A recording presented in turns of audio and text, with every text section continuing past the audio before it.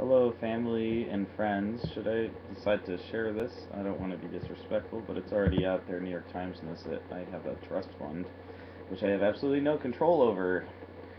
And I honestly know that it can't go to good use if we're not investing it wisely. So this is good for people to know, period. And we need to get moving, please. But one, Detroit is basically not rioting, but out on the streets, and people are closing off roads because they lost their mayorship to literally corporate outsourcing. I have friends who are out on the streets in New York. There's quite a lot going on. People could strike very easily because things aren't working. Poverty is way up, but our stocks are going up. That's a disconnect. Two, Cyprus shows that there is major cracks in our financial system, in our global financial system. Like, speaking as an economist who is a researcher at Columbia University, that it's very obvious that, and people know now, that their countries can basically sign away their savings, which is insane. So a lot of people are moving their savings away. This is really going to change liquidity. It's going to disrupt a lot of markets. The globe and the world is emergent. It's not that simple. All big falls start with very large peaks. Look at all of the financial meltdowns. I'm not necessarily saying there is a meltdown, but we know there will be a large dip. It's just a fact. Whenever the economy gets going, it must crash because the price of oil goes up. And when the price of oil goes up, its impact on the workers and the large income disparity, which is unheard of in world history, causes the workforce to starve. This is a well-known macroeconomic fact, a 4-year cycle that is undeniable. We're right there. So it's going to happen. And the interest rate cannot stay at zero forever.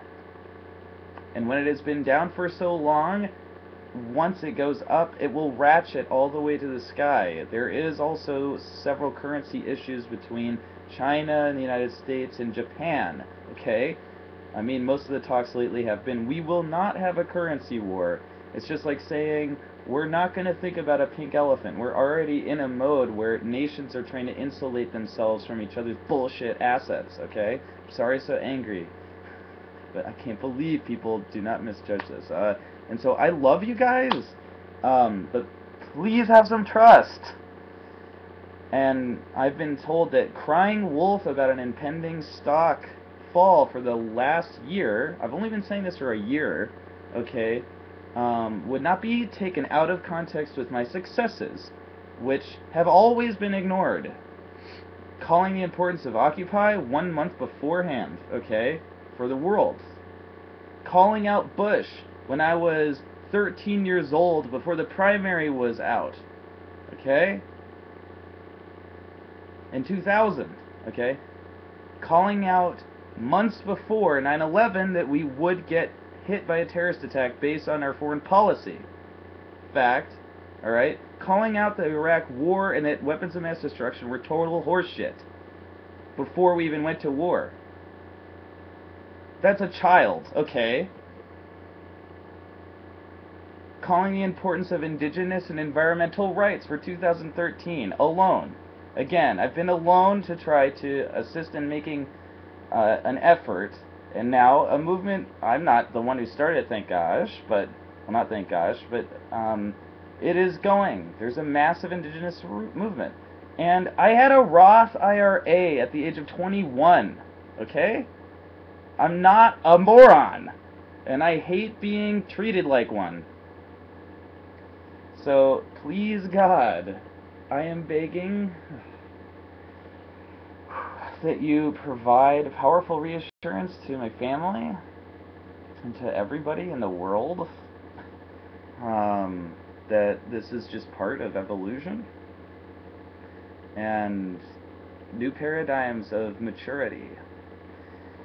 That Ned, oh my God, and Ned, I please beg of you to assist from on high to make these funds go to the greatest use and not get wasted.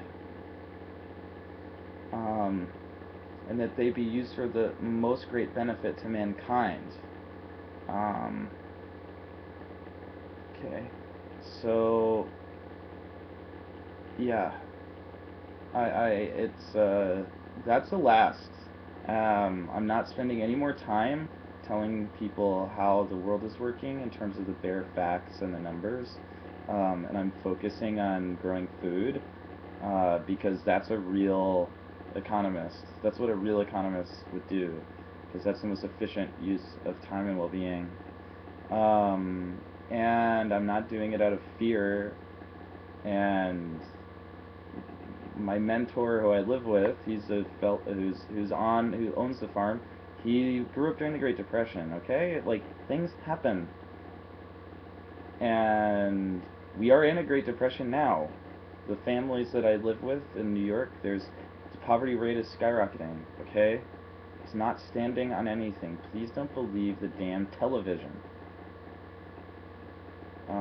And pardon me and my firmness. I just, as an adult, as a grown man who can fight in a war, as a grown man who can lead a movement, as a grown man who was beaten up